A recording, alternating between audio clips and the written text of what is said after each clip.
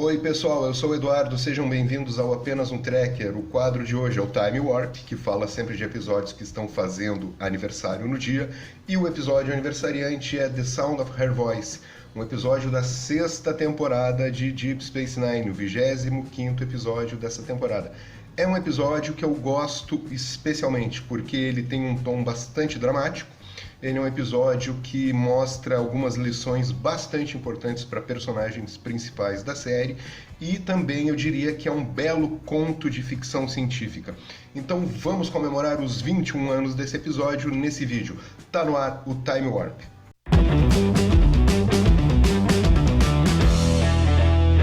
Galera, olha só, antes de começar o vídeo, eu peço que a quem está assistindo que se inscreva no canal, aperte no sininho para receber todas as notificações. Muito importante, compartilhe esse vídeo nas suas redes sociais. Vamos chegar nos 500 inscritos, é a nossa meta. E, se possível, também torne-se um apoiador do Apenas um Trekker clicando no link que está na descrição desse vídeo. Vida longa e próspera a todos! Bom, The Sound of Her Voice, né? Um episódio com o título traduzido literalmente, né, aqui na Netflix, que é o som da sua voz, né? No inglês a gente consegue perceber o gênero, né? Já sabemos que é o som da voz de uma mulher, em português fica mais misterioso. Mas como é que começa esse episódio, né? Episódio da 6ª temporada da The Deep Space Nine, que certamente é uma das séries mais incríveis do universo de Star Trek. Começa da seguinte forma no seu teaser, né? Tá ali o Odo, na sua função que mais lhe dá prazer, que é incomodar o Quark, solicitando que ele troque as banquetas do bar, que a roleta lá de Dabo não está atendendo aos regulamentos, etc e tal, incomodando o Quark, né? De repente entra a Kira no Quarks e o Odo muda completamente de figura, esquece o Quark, sai com ela, né, porque eles estão iniciando um relacionamento amoroso, eles estão apaixonados, né, e aí o Quark tem uma ideia, né, começa a entrar na mente do Odo para que ele alugue, né, uma holosuite para comemorar o primeiro mês do primeiro encontro, né, dos dois, que foi até de certa forma arranjado pelo Quark, né? Por que ele quer distrair o Odo naquele sábado, né? Para que ele possa fazer uma transação nebulosa lá com um Nausicaan, né? Ou seja, aqueles rolos que o Quark está sempre aprontando e sempre tentando escapar do Odo. Muito bem, esse é o teaser, né? Na segunda parte do teaser, a gente descobre que uma oficial da frota, uma capitã chamada Lisa Cusack, ela está mandando um sinal de socorro, pois ela era capitã da USS Olympia, uma nave que estava em missão de 8 anos no quadrante beta, né? E a nave dela passou por um cinturão de energia, né? Uma barreira de energia em torno de um planeta, e devido a isso acabou acontecendo um acidente e ela está lá isolada nesse planeta. Tem um problema. O planeta, ele é classe L, ou seja, não é um planeta onde seres que respiram oxigênio conseguem viver durante muito tempo. Então ela está usando uma medicação chamada Triox, né?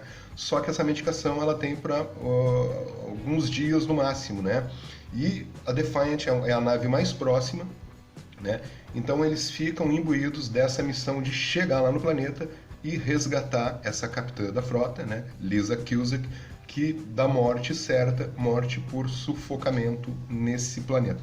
No início, o áudio, né, das comunicações da Lisa com a Defiant é de uma via só, né? Eles só conseguem receber, né, a transmissão dela e não conseguem responder. Com o passar do tempo, ali o nosso glorioso Chief O'Brien consegue fazer com que se responda, né, ao chamado dessa capitã. Então eles começam a dialogar. Ela está sozinha lá há 2 dias, não fala com ninguém, está numa situação bastante precária, né, com uma atmosfera hostil para quem respira oxigênio. Então ela está sentindo uma grande necessidade de conversar com pessoas, né? E aí é assim que se estrutura o episódio, né? Em cima dos diálogos, né, da Lisa, Capitã Lisa, com 3 personagens basicamente, que é o primeiro deles o Sisko, depois o Bashir e depois o Chief O'Brien.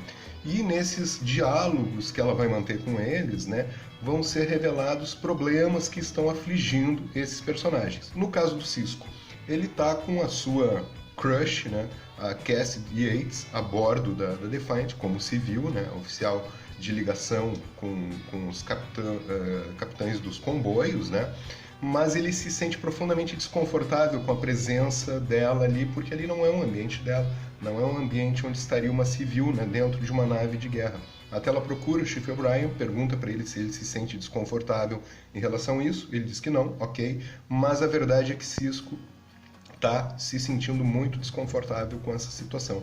Então a Lisa, né, começa a conversar com o Sisko e começa a mostrar para ele que não, que ele está errado, que na verdade ele deve investir nessa relação e não deve estar se sentindo dessa forma, assim, digamos, um pouco contrariado pela presença dela ali junto da sua tripulação. A segunda conversa que ela tem é com o Bashir, né? O Bashir, a gente sabe que muitas vezes ele é taxado como um personagem arrogante, né? Que ele é muito focado no seu trabalho e que ele acaba às vezes não dando bola assim para as relações interpessoais. Então, ao conversar com ele, ela percebe que ele não está prestando atenção no que ela está falando e aí ela simula que está sendo atacada por um monstro terrível, finge, né, a voz desse ser que a atacou, o ser diz que devorou ela, então o Bashir fica apavorado, e aí ela fala assim, não, mas tu nem estava prestando atenção no que eu estava falando, né? Aí o Bashir cai na real, puxa vida, né? Eu estava aqui absorto no meu trabalho e não estava dando bola para ti, né? Não estava conversando contigo, não estava te ouvindo, e sendo que essa é a função de um médico, né? Ouvir os seus pacientes, já que ele também está tratando, né, da condição clínica dela, administrando ali, dizendo quais as doses de Triox que ela deve tomar para economizar até que a Defiant consiga chegar a tempo, né?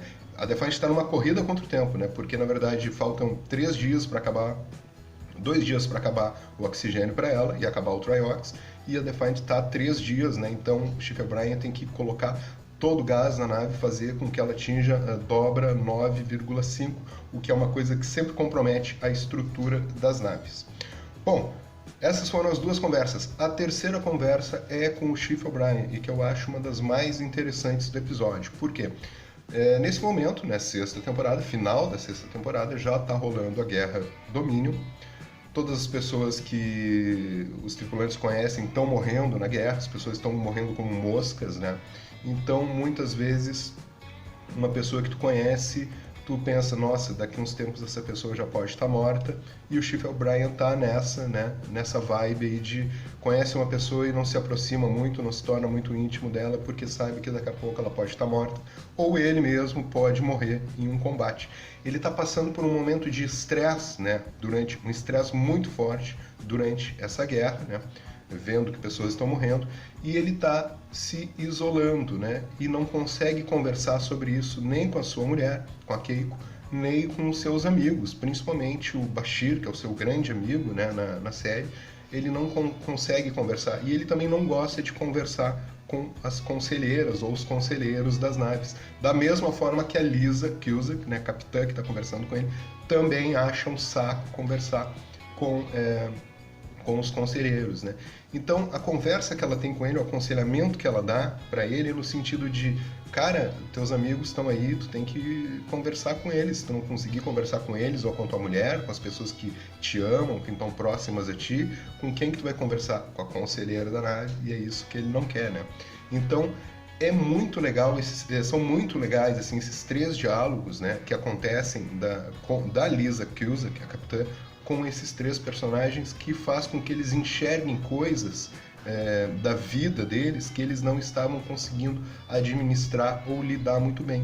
Ou seja, eles aprendem grandes lições a partir desse contato com ela, dessas conversas, né, intensas que eles têm por áudio com essa capitã.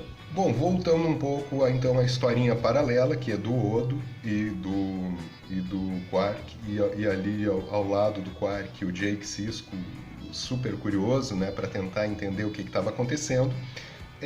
O Odo acabou ouvindo uma conversa, né, do Quark com o Jake lá no compartimento de cargas, onde ele receberia o Nausicaa, né, para fazer a transação. E aí não vai dar certo, porque o cara chega no sábado e o Odo marcou a suíte para o domingo, ou seja, o Odo ia estar circulando por ali, ele não ia conseguir, o Quark não ia conseguir fazer os seus negócios escusos, né? mas daí ele ouve o Quark falando que na verdade foi o Quark que deu uma força para que eles pudessem iniciar esse relacionamento, já que o Odo sempre foi apaixonado pela Kira, né? Mesmo quando a Kira se relacionava com o Shakar, né? Então foi o Quark que meio que deu um empurrãozinho para eles iniciarem o relacionamento.